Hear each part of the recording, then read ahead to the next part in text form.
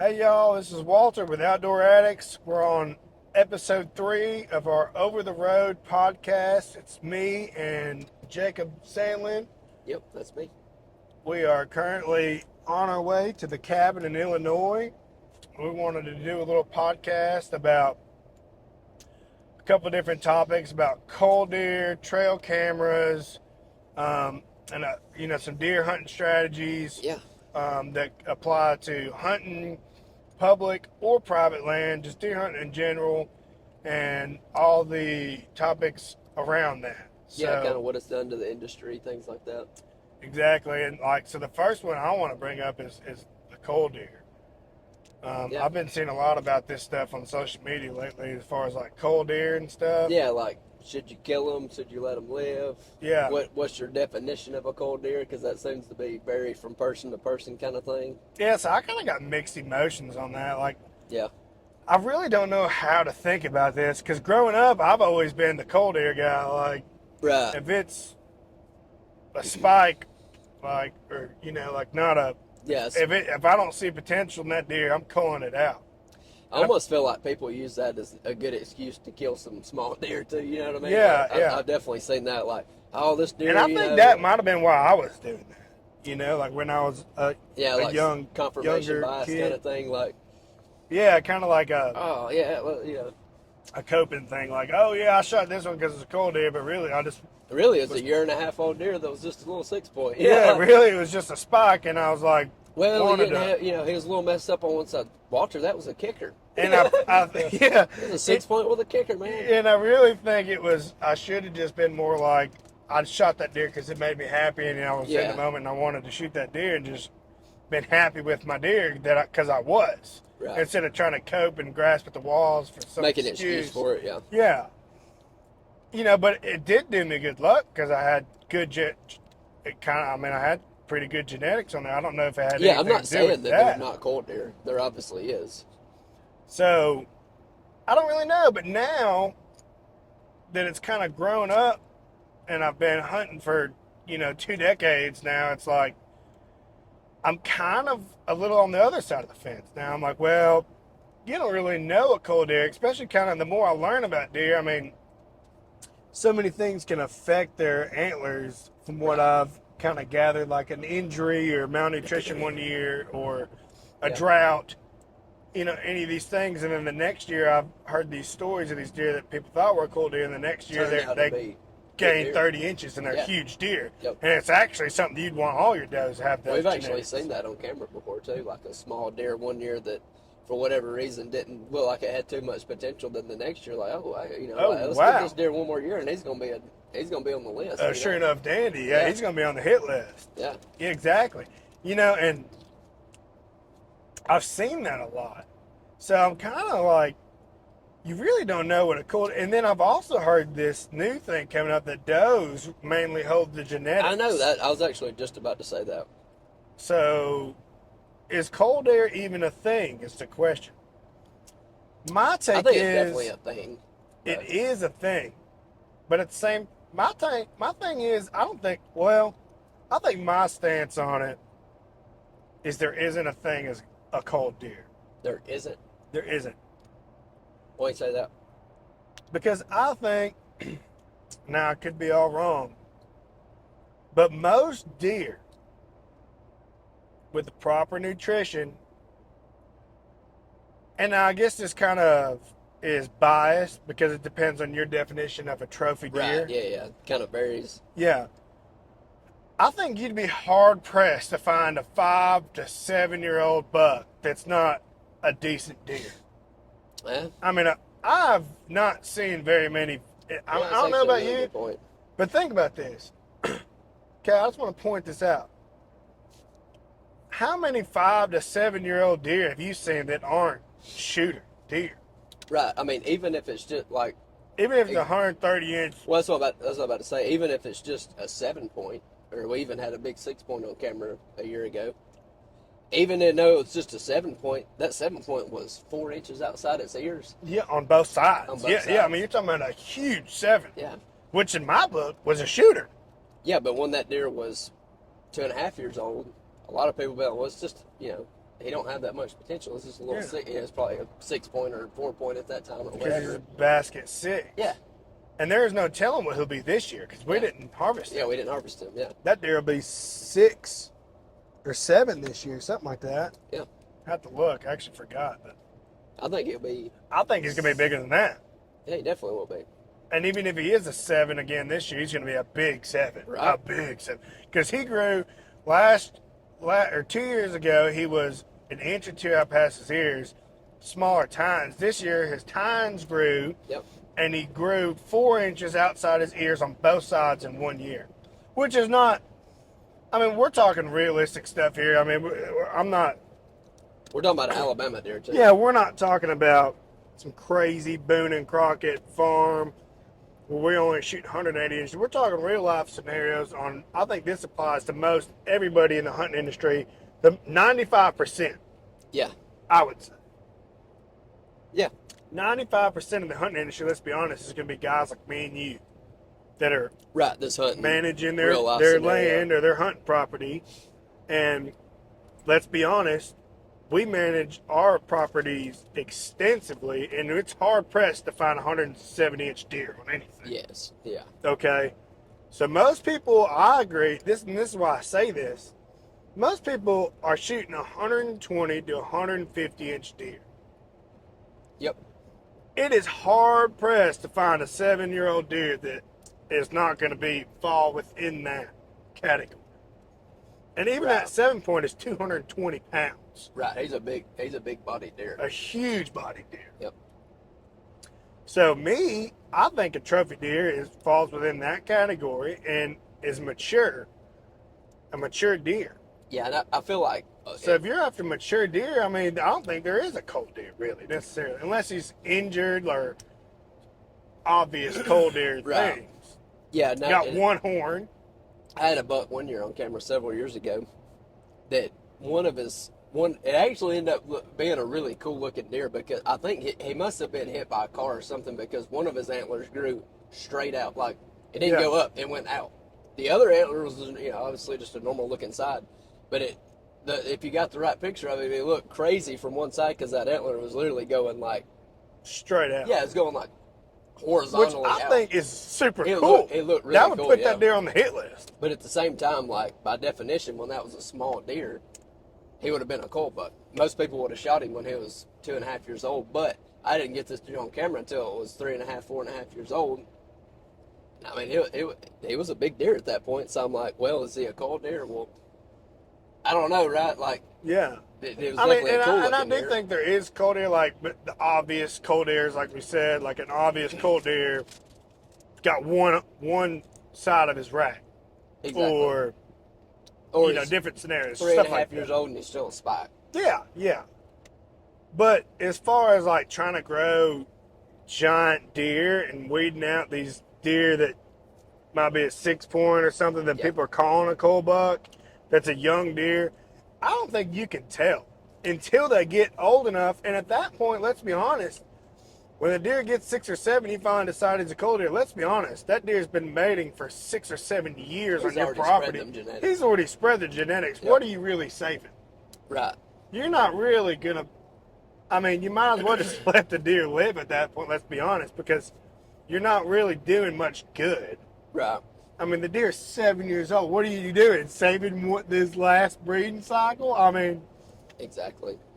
And I don't know. I just feel like that excuse, that term is just so overused though, because and it really, like, I've heard it from a lot of old hands, and like I'm not saying I'm right and they're wrong, but a lot of older guys really been like, that's a cold deer, that's a cold deer, that's a cold deer. Why'd you kill that? That's a cold deer. You know, cold deer. Man, you know, like, geez, you've used that a lot. You shot your limit on cold deer Right. this year, yeah.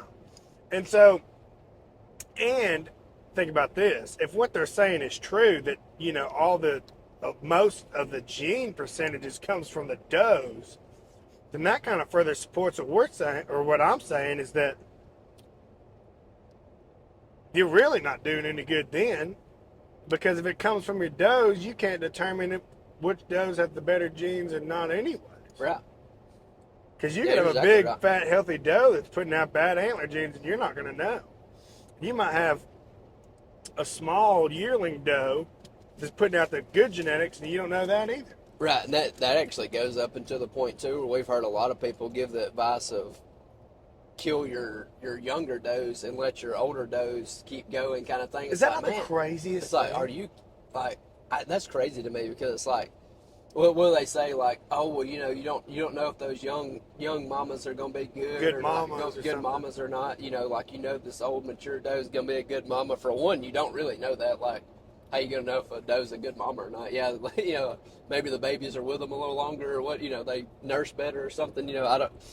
I don't know in that regard, but like, I don't know. That just blew my mind when I heard several people say that about. Yeah, maybe in a petting zoo you might be able to tell which deer are better mamas or something. But like in real life scenarios on a farm or a deer hunting property that we're talking about, you're not going to know these. Right. I mean, you're not going to find a acreage to camera ratio much more than what we've got on our farm in Alabama. And I will say this: we don't know. Yeah. We don't shoot that many does on our land at all, if any.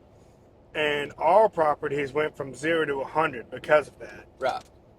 I mean, those same people that tell you shoot the cull deer and shoot your younger deers to be better mamas, those are also people who come up to you and about, man, I just got this new property hunt, dude. It's phenomenal. And you're like, oh, cool. Yeah, tell me about it.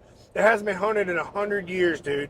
There's so many big deer out there. Like, yep. I've never hunted anything like it. And you're like, whoa, whoa, whoa, whoa, whoa, whoa. Well, you just said, how is it a good property to hunt? You just contradicted yourself. Mm-hmm. How is it a good property to hunt? Nobody's been culling your deer off or shooting your bad mamas in 100 years. So why is this property so good? Like, and that same dude that says that 6 years from now and be like, yeah, I'm giving that lease up because there ain't no shooters on it anymore. Like we've heard that too. Like, well, yeah, because you've shot them all. You've shot all your quote unquote cull deer out there. Yeah, I had this one guy I was talking to, and he was managing his property, and he told me, he was like, yeah, I've really got my doe ratios in check. We shot 35 does out there this year on his 1,500 acres. And I'm like, whoa.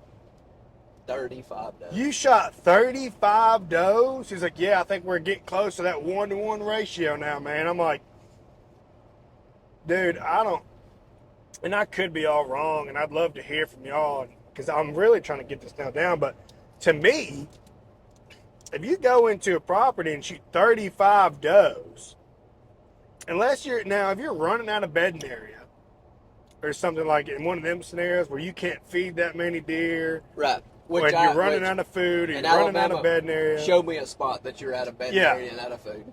And I think that's what we think about that, because up in Illinois, I do think that is a problem.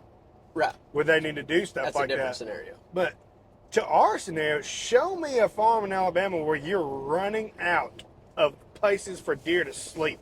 Yeah, and it's not going to happen. If I have that problem, I'm still happy. Right. Like, you're telling me I'm hunting a farm that's got so many deer on it, they're having a hard time finding places to sleep? Yeah. Come on. What do I need to pay you to get in on that? Right. You know what I mean? Let's be honest. Yep. Most places are your average Joe places like us, and they're trying to improve the deer herd. And I think a better way to improve your deer herd is proper nutrition and taking care of your deer. Putting time and effort, blood, sweat, and tears into your deer herd. And letting deer grow. And letting your deer grow to their full potential. I think. That's my thing. Let them grow. I'm telling you right now, man, people say Alabama does not have good genetics. Alabama has awesome genetics. They say that, but then those same guys say our genetics come from Illinois because that's where they brought them all from. Yep. And other northern states. That's what I'm saying. If you let a deer get to a mature age, 5 to 7, is what my definition is. Yeah. The deer is going to be a good deer, in my book. Yeah. So, I hope our farm is to the point where we got to shoot does because got so many does it's getting a little crazy, because that'd be fine. I'd love that. Right. Gives us an excuse to go out and shoot a bunch of does. But if I go out to a field and see 10 does and one buck comes out, I'm not going to be like, oh, time to go. We need to kill freaking 9 doves. Right. You know what I mean? We need that 1-to-1. Because you also hear them old guys.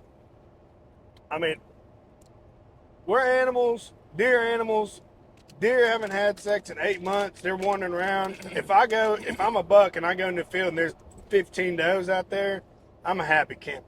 Absolutely. I got a lot of does I can check and potentially breed. Right. If I'm a mature buck and I haven't had sex in 8 months or 9 months, and I come out in the field and there's one doe, I'm gonna run out there and check her, and if she's not hot, I'm leaving. Yep. And you're probably gonna go to the next property that's got 10 does. Yeah. And if your property, your farm doesn't have that many does, mature buck walks, what they say on average, 10 miles a day. Yeah. I can check if I'm a mature buck and I'm walking 10 miles a day, I can check your 300-acre farm in half a day. Yep. And then move to the next. And guess what? If I don't find a hot doe, or if there's one hot doe and I breed her, guess what? I'm moving on, buddy. Mm-hmm. So they say you want lower does, so you do have to run around. But we've actually seen that invert scenario on our land, though, because of the doe quantities we've got. We've seen deer that we've never had on camera before just show up on our property. Because of all the does. We have all the tail. Yep. And that is my personal experience. My personal experience is when I'm in the deer woods, and if I have 10, 15 does in front of me, I feel really good that a buck's going to come out and check. Whereas if I have one doe in the field, I feel a lot less likely. If I have, and also, good point, Jacob, if I have 15 does in the field, I have a pretty high possibility that one of these does is hot or coming in. Yeah, I mean, it's a numbers game, right? Yeah, it's a numbers game. And so if I have 15 does if they're on the same cycle, if I have 15 does in my field and freaking 10 of them are hot, like, we're going to have all the bucks from the surrounding areas over here for these 10 does. Yep. Whereas you got a neighbor over here who shot all his does, he's got 5. Right. Well, guess what? If he's got 5 bucks and 5 does, when they're done breeding, guess where his bucks are coming? To us. To us. So I think it's the opposite. I personally, and on top, all that aside, when I go deer hunting, I want to see deer. It makes me happy. Yeah, it's if I fun to don't watch see, it. if I don't see a buck, just like you, man, when you went out and had 10 does in front of you the other day. Yep. In a 2.5 hour hunt. Yeah. You're in the field the entire time. You're watching 10 does all day. Yeah. Didn't see a mature buck, but guess what? It was still an awesome hunt, was it not? Yep. Sitting on the field watching, a whole herd of deer. Blast. That's fun. Yeah, for real. I don't want to go out and see no deer, or maybe one. Right. So you're one doe that you hadn't killed yet. Yeah. Yeah, man. I agree with that. Okay. What you think about the truck camera situation going on? About people's, What do you think about it? You go first this time. Well, I look at truck cameras as a tool. I think they're a tool, right? Yeah. Can you misuse these tools and let it be a negative in your hunting life? Yes. Can it be a positive in your hunting life? Yes. So it's all about how you're going to use them. So if you've got 10 truck cameras running on your land and you're checking them every 10 minutes and you don't see a buck in the past 3 days and Saturday rolls around and it's your one day to go hunting and you're like, man, I ain't seen no bucks on camera. I ain't getting up at 5:30 in the morning and going hunting. That's bad. That's a negative in your. Because here's the thing, man. Your truck camera may not be catching the deer that barely skirts the edges like bucks do, right? Yeah, because we've seen that a bunch. Exactly. And B, that deer may be coming to breed your does that day, and that's just, that's your lucky day, and you missed it because you're looking at deer are animals. You don't know what they're gonna. You're letting these cameras be a negative to you. So I say use them as a tool, but don't let it ever keep you from hunting because you're not liking what you're seeing. Because that's what I noticed last year. You hit the nail on the head.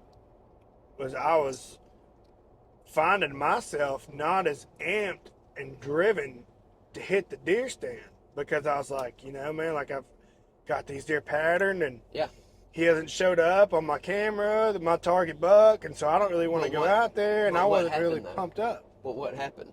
That target buck that we had 3 pictures of 2 months before that we had not had on camera again, you killed him. Yep.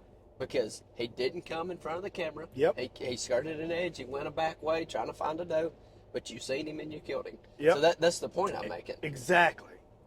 That's my exact, because that's the thing.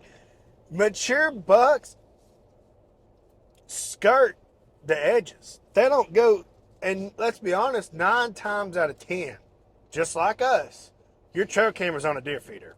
Exactly. It's on a feeder. It's Or on, mineral site. It's on a mineral site. It's on a trail that maybe that buck ain't using And anymore. let's be honest, whatever. mature bucks, They're smart. during the rut, do not hit those sites as often. Right. I mean, they do, Or but they're taking a different route. Or they do not do that. During the rut, you will not see a mature deer on any of our cameras because of that, will you? No. I mean, yeah. because I know we're going to have people jump on here and say, well, I see mature bucks in my feeder all the time. And yes, that it happens. I'm happens. not disagreeing. And we get them on camera, but not like we do in the summer. And I've used this analogy before, and I'm kind of tongue-in-cheek saying this. I'm really kind of joking, but obviously I know this ain't true. But like, I think does and bucks are almost two different animals the way they act.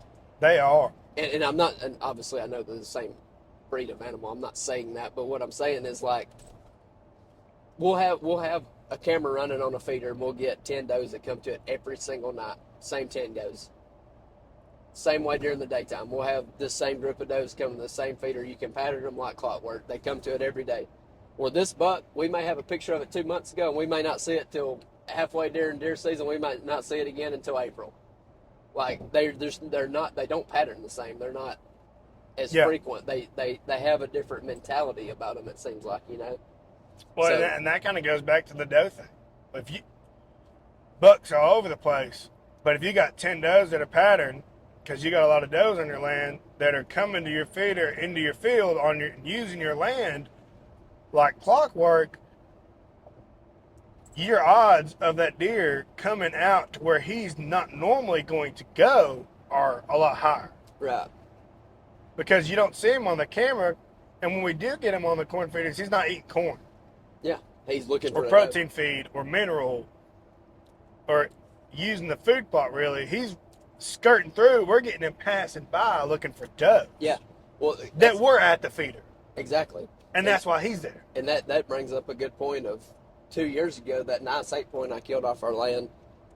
Had I not been big mature 8-point, had I not been looking at the feeder at the time that deer started, I actually seen his antlers before I seen him coming out of the woods. But had I not been looking at that, I would have never seen that deer, because here's what he done. He come out of the corner. He literally skirted the edge of a field, and when I say skirted the edge, he come out 5 yards into the field and was headed into a big thicket, looking for a doe that was just at that feeder 10 minutes before. Actually, while I was staring at the feeder, because that doe had just went to another spot and went back into the woods. That buck come out and was about to walk back into that privet when I shot him. Yep. That deer we never got a picture of that deer on camera. He walked 10 yards in front of it. Yep. Never even got a picture. He was moving so fast that camera didn't catch it, which we run Tacticams. I feel like they're good cameras.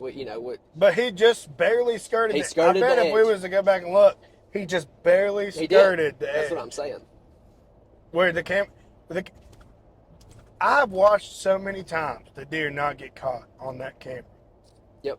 Like you said, you need to use it as a tool, but at the same time, don't take it with a grain of salt. Don't let it keep you from hunting. Yeah, just because you don't see that buck on camera, you're like, okay, good, I didn't miss him this morning. Yeah, that doesn't mean that, buddy. And that's the reason why that deer could have been 5 yards outside of that thing running every doe out there, and you'd never know. Right, and that's the reason I say that, is because I've heard a lot of people say that, like, oh, I've got 4 different farms. He didn't show up today. I'm worried. I'm watching this one. Like, there's no bucks over here. It's like, well, there probably is. Like, you need to go hunt it. You need to go put some time in over there, because you may be surprised. And that, like, there could not be a better example of what we're saying than what happened to you last year with the biggest deer that's ever come off our farm, Old Tines. Gosh, you killed him. I'm so proud of that deer. You killed him, and we did not have a picture of that deer for 2 months before you killed him. But he was there. But he was there the whole time. He was there the whole time, avoiding the cameras. And it ain't like we're running one camera over there. We had 10 Tacticams running on that property. Yep. On 160 acres, we had 10 Tacticams running, and he avoided getting camera footage of him for 2 months, and you killed him, and he was there the entire time. Yep. So. And so that kind of brings up like another point of, I'm sure you know the type. Don't hunt unless they've patterned a deer and they can go in there within 2 hunts and kill the deer. Right. What is your personal experience on patterning a buck? Do you think that is hunting tactic wise? Is that how you would do it? You pattern a deer and you go in and try and kill him within 2 hunts, or pattern him, or such and such? Or you think it's like a time thing, put in the time and the effort and be where he's at in his home range and slip him up? So I wish I could sit here and be like, yeah, man, I'll wait till I got a deer pattern. I wish I could tell you We're that. talking about real experience. I know, that's what I'm saying. I wish I was that guy. I wish that I had property where that was the scenario, because I do think they're out there. But my property, my style of hunting, my experiences, I've not been able to do that because I don't have that luck, I guess. Like, I know a few people that literally do what you just said, and they're successful doing that. And I'm like, dang, I wish I could do that, but the land I have, the deer I'm hunting, the quantity of bucks that's on that Doesn't land, happen. I have to put in the time. I Yeah. may get a picture, may not get a picture for 2 months. Like, I'm going to go hunt. I can't just away not hunt for 2 months. Exactly. I'm going to go out there and spend It's what time I out love there. doing. And we've killed deer because of that. We've killed deer because we put the time in out there. That's kind of my thing. So I do think that scenario happens. Like I said, I know people that literally do that. They're hunting in places that have a lot more big bucks than my farms. Like they're hunting Illinois, Tennessee, some of these places that's got big crop fields, big bean fields, that they've got the bedding area for the bucks dialed in. They've got where they go feed dialed in. Like they know that deer's movement every day, and yeah, they can go sit up on it and kill it in 2 days. Great. I wish that was me, but that's not the land or the setups I've got. So I just got to put the time in. So my take is pretty much the same. So I've only had one big mature deer that I've ever patterned. And was it in Tennessee? No, that was the one that I missed this year. Oh yeah. The one that's on that other property. Yeah. Yeah. And very. Dang, I'm surprised that you said that on video. That you missed a deer. Yeah. And I don't know how. We still don't really know, but I guess I did. Well, I mean, I'm saying that as a compliment, because a lot of people would be like, oh, no, yeah, for sure. I'm saying that as a compliment. No, yeah. It takes a lot to admit defeat there, We've all Thanks, done man. it. We've all done it, but to say it, yeah, it's kind of like, okay, yeah. Yeah. No, I mean, I'm going to tell it how it is, I mean, we looked for that deer, and there's no blood, so, I mean, it's obviously, like, it was a miss, because we actually got him on camera. Yeah, you are exactly right, though. You did have that deer pattern to a T. That's the only deer. About that. That's the only deer I've ever patterned. But we're going off a numbers thing here. Right. In reality, and I think that deer was a special scenario. It was. We're talking about a very low pressure farm. I'm the only person that has permission to hunt. Yep. Small parcel yep. farm I'm allowed to hunt. Nobody else can hunt. There's zero pressure. Yep. The deer is unlike any other deer that I've ever seen. Right. That's ever coming out. So it's not like we're talking about normal scenarios. And normal scenarios I've always found is the time thing. Yep. Putting in the hours, because and when you say putting in the hours, putting in the right hours. Yeah. We're not saying go to the bedding area and go look over it every day at 10:30. No, we're talking Be smart about it. Use your cameras as tools. Be smart about it. You know this deer comes and hangs around this area quite often. He's not necessarily patterned, but he hangs out in this area, and he's going to swoop through there. He's going to slip up. Yeah. And you got deer coming out there, so on and so forth, whatever. You connect the dots and come up with a strategy on that deer. Yep. But in a strategy that's not pushing him out of that area. Exactly. You can do that too. Yeah. You can stay in a field too much. You can walk around on some property too much and push a big buck out of that area. Get you a setup like what we've done, where it's easy, low pressure access in and out. Easy in and out. The Deer don't see you. Don't see you or smell you. Hunt the winds, but put in the times in the couple of areas that this deer goes to, based off the wind and other foreign scenarios that you choose. But the main thing is to be out in the woods but don't push the deer out, but put in the time also. You know, because I've never, besides that one buck, I've never really successfully patterned a deer, a mature deer, to say that he's on a string that I'm going to go kill him within a hunt or two. That's Other why I than say that one. on the when I said that kind of like that, I meant like, does it happen? Yes. Does it happen to me very much? No. But like, I know there's people that Because let's does be get to do honest, it doesn't very much. I mean, I've only had that happen with one deer, and I've been hunting 2 decades. Right. Like you. I mean, you've been hunting 2 decades, Yep. Jacob. And you haven't had that happen. I've had it happen once. So that hasn't construed my thoughts on anything, because that I feel like that's a fluke. Right. That's the only deer I've ever. I mean, but that was like a special scenario. Like, you know, the guys on the Seek One, they pattern deer, but that's kind of a special scenario. Right. And you're in a spot that not that many other people hunt. Yeah, and they've got some of the most small prime woods land that you could ever imagine in your entire life. With most average Joes aren't hunting that kind of land. You're not hunting a 10-acre block of woods where you can pattern deer, because there's only a couple of different ways you can go in and out and move and meander through there. So that's a different scenario, but we're talking about wide open spots with higher hunting pressure and human pressure, where the deer could be anywhere, and also during the rut. Yep. And so the deer can move, and you might not ever even see them on camera, but you're going to have to be out in the woods, because I see so many people not hunting because they're like, oh, my deer hasn't showed up. Right, because of that negative camera footage that they're getting. Yeah. When I say negative, they're not seeing the bucks on their trail cams and stuff. Yeah. And so I think you got to put in the time. That's kind of what this year taught me. Is I harvested one of the bigger deers that I've ever harvested, biggest one off this particular farm ever come off. And it was, what it boiled down to was a time thing, right? An hours thing. It's like I was out there so much that like I was increasing my odds every time I was out there. But had you went off of trail cam footage alone, I wouldn't have been out. You wouldn't have been out there, because we didn't have that deer on camera for 2 months before you killed it. Yep. We knew the deer was still in the area. I mean, it was prime rut. Yep. We knew he was chasing does, but you didn't know he was there. So like, you could have used that as a negative at that time, and that's what I mean by saying that. Like, yeah, I couldn't agree any more. It's like, use the trail cameras, but don't take them to heart. Right, and when I say that they're a positive, well, the positive in that scenario was we knew that deer was there. We had pictures of that deer, so like, we know he's using the farm. We knew he was using the farm. We knew he was there. We knew what he looked like. We knew he was on one of our target bucks. So we're not going to shoot a little 6-point, exactly. Or if a nice 8-point walked out, we're not going to shoot him because we know there's a bigger deer out there and we want to wait for that deer, or whatever the case may be. You know, you can take a really good inventory of your deer, right, to help you harvest mature deer, because you kind of got a survey of the deer. Yep.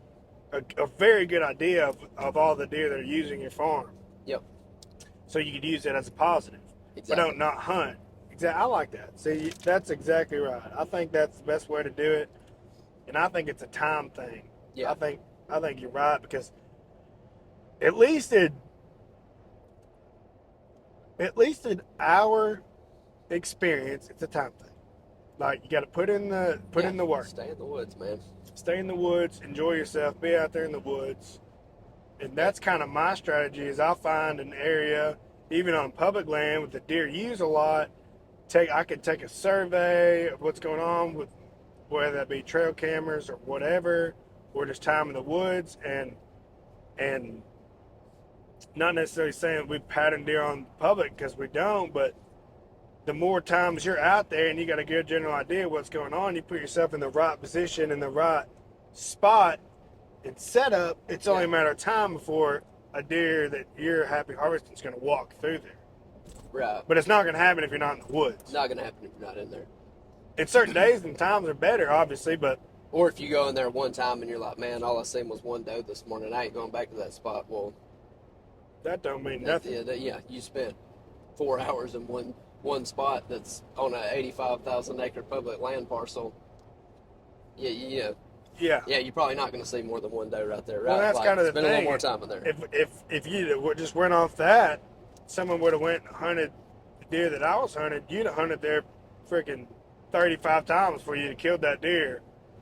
So you'd have been hunted it 5 times and been like, yeah, this sucks. Yeah, and you'd have been like, that deer ain't here no more. Yep, but he is. Yep. He's just smart. It's like you said, it's almost like they're different animals, man. I've seen every deer on that farm like 3 times. Yeah. Probably 30 times before I've seen him slip up once. Big It's bucks. almost like they avoid. That brings me up to the next topic. Based off of your experience, do you think mature deer know what a trail camera is? Yes. Or avoid trail cameras? I do. Yep. I don't Why know, do you say that? I don't think they know it in the sense of, oh, this is a trail camera, a hunter's using it, I got to avoid it. I think it spooks them. I think they can see, well, they kind of, another Two topic topics, would yeah. be the no glow versus Yep. the flash and stuff, but I think normal trail cameras that have a flash on them and stuff, I think mature bucks notice it. Whether they see the flash, I don't know. I think they notice it and they avoid it because of it. I think so too. I think the deer can see the IR. Yeah, I could be crazy saying that, but there's actually We can see it. Yeah, right. And there's actually been people that's done like some tests and stuff. Y'all can look this up if you want to, but there's been guys that have literally put a trail camera on a tree, put another trail camera behind it up higher, pointed down from the top of a tree kind of scenario, if that makes any sense, and then watched how deer react to it. And there's been mature bucks walk in front of the camera, get a picture taken of them, notice the camera, and then the next time they go down that trail, they go behind that tree and walk back around it. There's literally proof that that's happened before. So it's like, And I think that happens all the time. I've noticed when I bought the SKs, Tacticam SKs, the no glows, the no glows. Yep. I get way more deer on those cameras. way more buck pictures. Yep. Because I think does can see it too, but I don't Yeah. think does are as much it doesn't, worried about yeah, it. it doesn't bother them as much, I don't think. And they might not see necessarily the flash, but they might see the red light Yeah. on the I just camera. don't think does are Blanket. skittish. I mean, same reason they stay out in a feeder for 2 hours eating corn on our They're farm. not as skittish. They're not as skittish, right? And a buck's just blowing through there. Looking for a doe. Yeah. And you'll also notice why, like, if you ever get mature deer on camera during the day, they'll be there a lot longer Right, because the flash is on. right.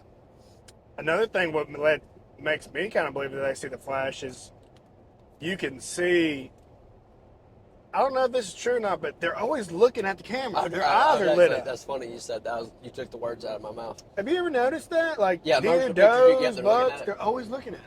Well, Especially the bucks. They're always like broadside, looking right at the camera. Yeah, And their eyes are glowing. right. Kind of like deer in the headlights. Yeah. Like spotlights. Like, Deer can see They- that, right? yeah, they can see that. They might not run from it, but they see it. And it kind of That's freezes. what I'm saying, and that's like a bullet point in their head, like, oh, this area right here, this weird thing to say, like, obviously they may not relate it exactly to a hunter, relate it to somebody killing. But they know it. it's not natural. They know it's because not most something trees that's don't glow not- red. Exactly, that's what I'm saying. Obviously, So I do think big, mature, smart bucks Notice see that. and it does spook them. But Yeah, I does do it too. run them out of the area? I don't think so. But No. do they avoid that tree next time they walk down that trail? I think they probably Possibly do do. in some scenarios. Unless they've maybe grown up with it, you Right. know. But let's be honest, all these things are relatively new, so there's not very many deer that have grown up with. Or if it's a deer that's never seen zero pressure and like just kind of haphazardly walks around kind of thing. Yeah, maybe that, I'm sure there's scenarios where, that's not the case, but Now, we'll say this. we've definitely seen it before. They also say coyotes and stuff don't, and they 100% do. Because I have some cheaper non-cell cameras that I had on the farm, and I've sent you the videos Yeah. of them on a coyote trail where I set up a coyote trap, a foothold, Yep. because I wanted to get a video to learn and kind of progress my trapping stuff and see how they react to it. And the coyotes avoided the traps because of the camera. Yep. They would run down, and as soon as the flash would come on, and it's IR, You should roll that video footage into this podcast. That'd be cool. Yeah, that'd be cool. Right now. and you can see that the coyote sees the camera, turns around, and runs. Yep. And I have 6 videos of different coyotes doing the same thing. Yep. Yeah. If they avoid the entire trip. If a coyote can see it, surely a deer can. Yep. And I agree. those, they're cheaper non-cell cameras, but they're IRs. The Right. IR. And that's what that's maybe the no glow helps with that. I mean, I hope they do. I hope I think it does. more For to sure. come on that because I think we'll do a little testing. I on think that. you just wait a couple years and they're going to come out and release all these cameras and everybody's going to go to these no glows. Yeah. Because of that. And if it wasn't a thing, maybe they're just not telling us. But if it wasn't a thing, why would they have no glow? Why is that even a thing? And exactly, and like they're not going to publish that information too because everybody, but a lot of people's not going to use their cameras at that point, right? If they're like, oh yeah, it runs off big bucks. Yeah, exactly. That don't look good. Why do they make a no glow? Right, that ain't going to look If good. If what we're saying is not true, why is there a no glow camera? That shouldn't even Exactly. be a thing because dude can't see it They anyway. can't say exactly. Exactly. So I think. Well, so talking about cameras, another set. What do you think about states banning cell cameras? You heard about that? Yeah, I have. Is that actually went through in some states? I think it has out west in certain states, like Yeah. over watering holes and certain things. Yeah, I've heard some people talk about that.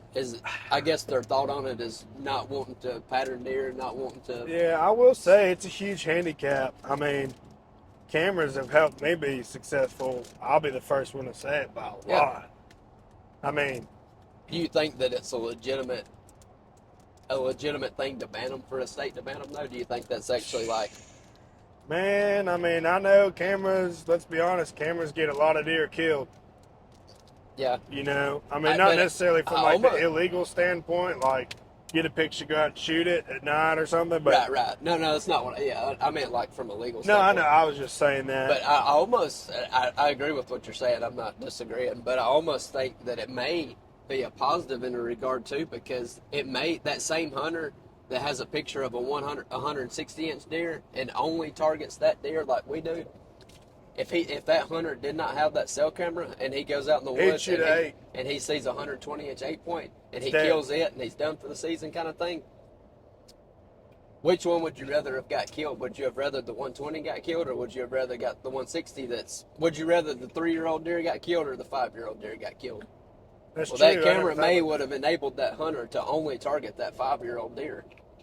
So like, I see the point. Yeah, you're right. I don't want to see cameras get banned. I hate that. That's too far. far. I would hate that. Yeah, that's too far in my opinion. But I use the cameras. I love the cameras. But like, if that's their argument, and it may not be, I don't know. That's my question. But if that's their argument, I would almost say the cameras is too that's far. almost a bad argument because it's like, you see what I'm saying? Yeah, I do. I think banning the cameras is too far for sure. It is. I think they do more good than harm. I know there's some illegal deer killed off of it, I'm sure. But let's be honest, that's never stopped a spotlighter from driving down the road with a spotlight either. So they can't ban flashlights. That's already illegal. You ain't going to stop somebody that's already doing something illegal. I think it helps people pattern and kill more mature deer, like you said. I never even thought about it from that perspective. But yeah, it stops a lot of younger deer from being killed. Right. And it honestly probably saves some deer because that hunter. It gets you hyped up about the big deer. Well, and the hunter which is easier to kill, a 120-inch 8-point or a 160-inch 10-point that's 5.5 years old. Obviously, the more mature, older deer. So you have a less likelihood of killing that 5.5-year-old deer if that's the only buck you're targeting. So you may not kill a deer that season because you're literally targeting your 160-inch deer. Or if you didn't have that camera and you didn't know that deer was there, and you killed 2 120s, right? Yep. So like, that may actually save some deer. You know when I was on the hunt for tines, if I didn't know tines was out there, I seen some pretty dandy 120-inch deer that if I didn't know tines was out there, they'd have been on the ground. Exactly. Because for that particular farm, that's a good deer. Absolutely. But you knew Times was there. You knew this big mature buck was out there, and you waited for it. And because of the camera, and you may have hunted the entire season and not killed that deer. Because we've never laid eyes on any of that. No, the first time we seen that deer was the time you killed it. Yep. In person. Yep. The other times was just camera footage. Yep. You're exactly right. And I never thought about that. But so I almost hate that argument because, again, I don't know if that's the reason why states are banning it or not. But I have heard people say that, like, oh, they're banning it because, they this, that, and another. It's like, well, I could make an argument against that that's pretty valid. I think you're exactly right. Yeah. What do you think about people hunting over corn? I don't know, because we hunt over corn sometimes. I mean, is it a big handicap? Get a lot of deer killed? Absolutely. Yeah, but at the same time, has hunting over corn helped us kill deer? Obviously, I'm not going to sit there and argue against that. But we've seen a Both lot the of big mature bucks we shot were not over I was about to corn. say we've seen a lot. Most of our mature bucks during the rut, which is the times that we're putting in the most time hunting these deer, don't really stop at corn that much. No, we've never But- killed a deer. I mean, we have never really killed a deer off of corn. We've never shot a doe out But- there. The does are over corn. The buck comes for the does. So vicariously, maybe that's helping in a way, but Yeah, I mean, I think corn definitely helps out the non-trophy. and by the way, guys, hunting over corn in Alabama, if you pay the ransom on it, The it's ransom. it's legal. Yeah, you can hunt over corn in Alabama. It's like what, another 10? One of our many handicaps. It's like another $10 fee on the license or something. Yeah, like that. as long So, as you bribe the state with a yeah. super crisp If you $10 pay- bill. If you pay the ransom, you can hunt over corn in Alabama. Yeah, But, it's for the deer. The $10. yeah, they give it to the deer. They give it to the deer and corn at the end of the year.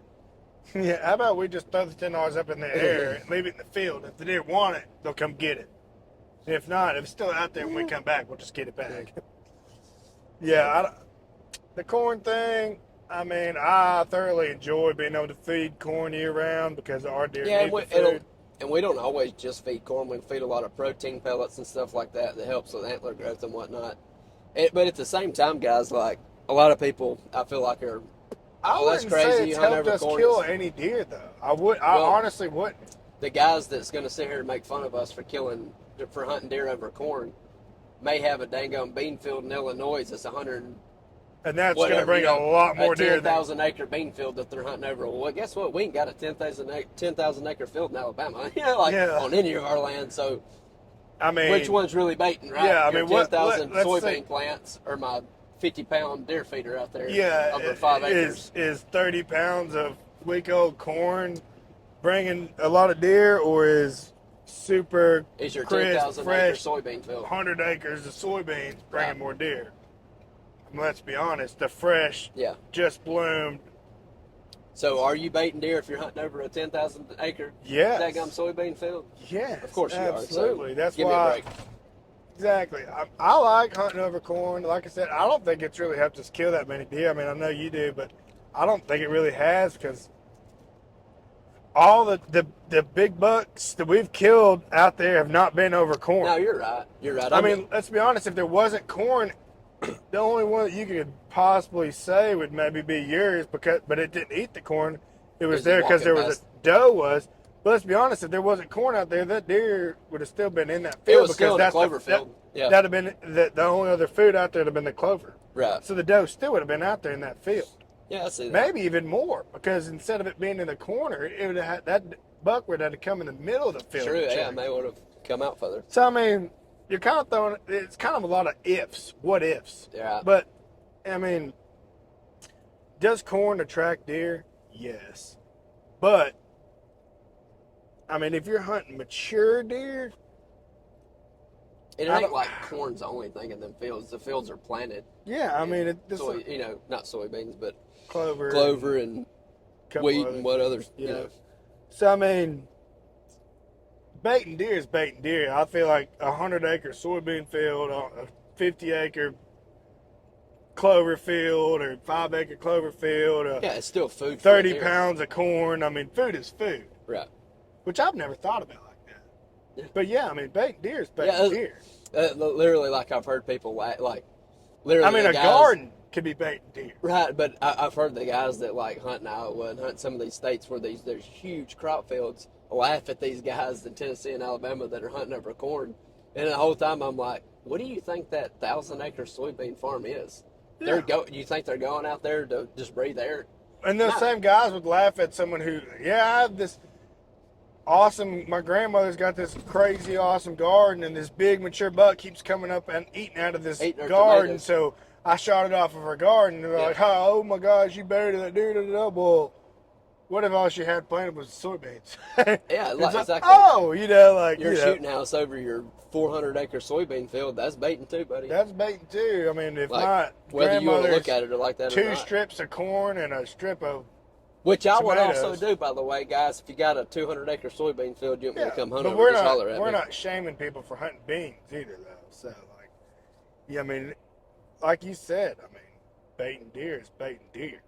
Right. Corn or 150 acres of soybeans. I mean, food's food. It's still food in the field that you're hunting over. Yep.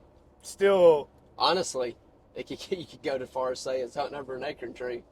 Right? It's Yeah, still literally. food you're hunting over. Yeah, because is it naturally there? Yeah, that acorn tree's naturally there. But the deer are coming. You know that they're coming to this Right. particular spot because there's food that they can't resist. Right. At the time they can. Yep. At the time that you're hunting. So I mean, yeah, using what you can to an advantage. Is it helping you kill deer? Yeah, probably. So that kind of leads us into another topic about some different strategies to go about killing deer. Acorn trees. You know, we found deer coming to acorn trees is a good way to target bucks on public land. Different kind of food sources like that, even water sources. Yep. You know, I always start with fresh public land piece, onyx. What are you looking for? never hunted there before. Never hunted before. Say Illinois. Well, a couple things that's been taught to me through some older guys and watching YouTube videos and this, that, and another. You know, I think a lot. If you can put your feet on the ground and actually walk it, of course you can somewhat see this on Onyx's.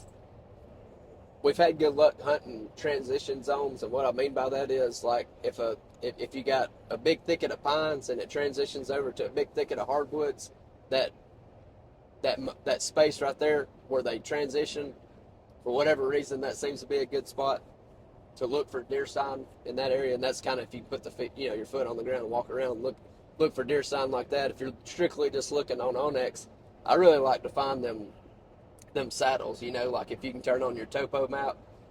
It's kind of hard to explain what a saddle is. I guess we could roll in some footage of what we're talking about when we say that. But basically, if you had a mountain range and the deer's got to get from one side of that mountain to the other, that deer's going to take the easiest path, right? So if that mountain range has got a dip in it that dips down 400 foot in elevation. Did you say dip? Dip? Zenachino? Zenachini Weenie Alfredo? So if that mountain's got a dip in it, look for deer sign in that dip.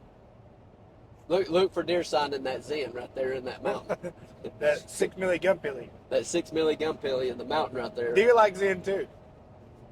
Would you agree with that? I mean, that. Yeah. What's some other Onyx tips? I don't really want to give out my tips. No, I'm just kidding. No, but I always start with water. I like water. Everything's got to drink water, right? I always find the most sign, whether turkeys, deer. I start with creeks, rivers. Man, I like water. I agree with that. I go to the water and I follow the sign, and I might follow that inland from there to a saddle or something. But I like them swamp donkeys, man. I go. No, that's a good point. I start with water. Everybody does the saddles, and big deer are killed off saddles, and that's really what I got to get good at.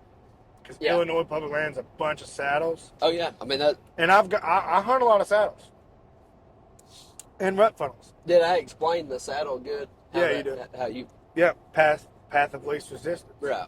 If you got a big mountain, well, deer's not going to climb the peak to get over. If there's a low spot in between the mountain, it's taking the low spot. The low spot, yeah. I mean, it's going to save 200 foot of elevation if it can. Right. You know. And then transition zones between transitions. And I don't know what it is about that. I love transitions. Water and transitions are my things. Yeah. I like water, and I like transitions. And of course, when you see those two on a map and you're actually able to go walk it and scout it and look at it, you can go to those spots and then go from there. Keep walking, look, find deer trails, find roads, find scrapes, find acorn trees. Yeah, I just go from there. You know what I mean? Deer sign, but and you'll find it. Yeah. Find those spots, do a little scouting, you'll find the spots. Like, but I've noticed in Alabama, I do so much better about water. yeah, I mean, But think about it, man. The deer's got to drink, right? yeah, Got to eat, got to drink. and if you think about it, dude, root of all life is food and water. Yeah. I mean, I always find wildlife thriving by any type of water, Yep. whether that be a river or a creek or a swamp in our case. Yep. It's always thriving. Hey, I mean, look at tines. I was just about to say that. Where'd you kill tines at? I mean, and then my biggest buck, my 156-inch 11, swamp. Yep. Well, I mean, so that's kind of why the swamp. Now, is there a specific better way to hunt the swamp? No. Just got to find the sign and put in the time. But deer like thick. Damn, this is getting me pumped up for deer season already. I know. Gosh. I'm ready to grab the bow. We're supposed to be getting excited about turkeys, man. Yeah, I know. Everybody else talking about turkeys. We're talking about rut funnels and saddles. Yeah. It's getting me pumped up, and we're on the way to Illinois. True. So I'm like, oh! We'll have to slide in a little deer hunt now. Get a little pre-velvet hunt in here in April. Get a little nub hunt. This actually is a nub deer, but it would have been a 200-inch. They call it pre-nub season. Yeah. It's a special not season. Not quite velvet yet. Y'all probably never heard of it because it's not really a big thing. It's kind of like illegal, but... Yeah, it's frowned upon. But yeah, so I like water and transitions. Yeah. I'm really just kind of getting into the saddle thing. We had good luck on the saddle this year in Illinois, and I've heard a lot about it. But it's kind of one of them things. I mean, if you find a good saddle, I don't think all saddles are created equal. Absolutely. Because I've seen some saddles that I've marked on the map. I'm like, wow. There's nothing there. And then I go there and I'm like, right. There's nothing here. Like the reason I bring saddles up though is that something easy to see on those. Mm-hmm. You can turn on your topo and really pick them out over a big acreage area, and it gives you something. Now to go look I think saddles are key, especially though if say it's in between water and a food source or a transition. Right. Yeah, that's what I was actually going to say. Yeah. Because it gives them a reason to go from A to B, and they're going to take that. And that's where they're going to go. Right? Now, a random, really good saddle that's got 100 foot of elevation difference on both sides, so a deep, good saddle in the middle of the woods, but there's no reason. There's no reason to go through that spot anyway. Yeah. Now, will you catch deer going through there? Yeah, probably, but it may not be a high travel. Yeah, it might not be a high traffic area, so you might be, Yep. And so, yeah, I think that's awesome. I'm glad we're talking about that though, because that kind of brings me up to points where it's like you kind of gotta do like a little tactic. Like you gotta figure it out. Like why would they use it? Not just find a saddle figure. You gotta like, kind of put yourself in a deer's perspective. Like why would they use this saddle? Is there a food source? Like is there a private land field? Yep. Yep. That's another thing. A couple hundred yards or a half mile away from there. That you can find it just because that field that's a mile away is private land. Well, find a spot where they're traveling from that water source for their bedding area. Find that pinch point. Find that saddle where they're moving from point A to point B. You know they're going to the bean field. Mm-hmm. Well, where are they going from when they leave there? You know what I mean? Where are they bedding? Yeah, find when they're hitting the beans. When do you think they're going to hit the beans? I'm not saying go hunt 25 yards from some private land and make everybody mad. I'm not saying that. No, but deer travel a long way. Right. So just because a bean field is a half a mile or a mile away doesn't necessarily mean that saddle's not going to be good, because deer travel a lot. So if they're bedding here, and odds are they're hitting the bean field. So, but you find a really good saddle that's directly in line with that, like, and you can get to say that saddle easier than getting up on the bedding or something, or it's lower profile. You need to be on the saddle.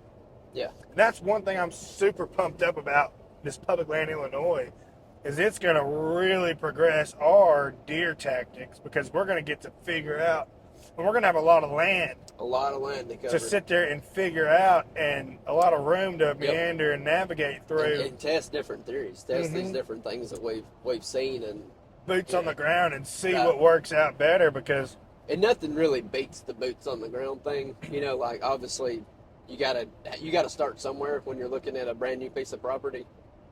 So that's kind of what we're saying, you know, like find these points, but obviously doing some scouting, you know, that's going to tell you a lot more than just looking at a map. yeah, I mean, your boots on the ground is what's going to, relay the story for you. I mean, that's really what's going to tell you what's happening. Right. But the aerial scouting will give you give you a starting really point. good starting point. So Yeah. that's where I start. I like water, but Yeah, I definitely agree with that. I will say though, this big hill country stuff's a lot different. So I think we're going to be in for a lot of learning, Yeah, can't wait. and I can't wait till If y'all got any tips and tricks to, you know, that y'all have used and it worked out well, let us know. Yeah, absolutely. We hope y'all enjoyed this podcast, and Yeah. if y'all have any input on any of these topics, please let us know. We're big story guys. We always try to learn Absolutely, and gather guys, information. Yeah. Y'all So leave us some comments and tell us what you think. We appreciate y'all listening. especially on these deer topic things, Yeah, like let's open this the cold conversation deer and up. stuff like that. We're really trying to figure this stuff out too. And this is just our opinions. They might be wrong. They might be right. I don't know, but I'd love to hear what y'all have to say about that and y'all's input and experiences on this stuff, because Yeah, I mean we're not gonna die on any of these hills that we're learning as we go. Yep. So y'all tune in to the next one. We appreciate y'all listening, and we'll catch you next Y'all time. take her easy. See y'all later.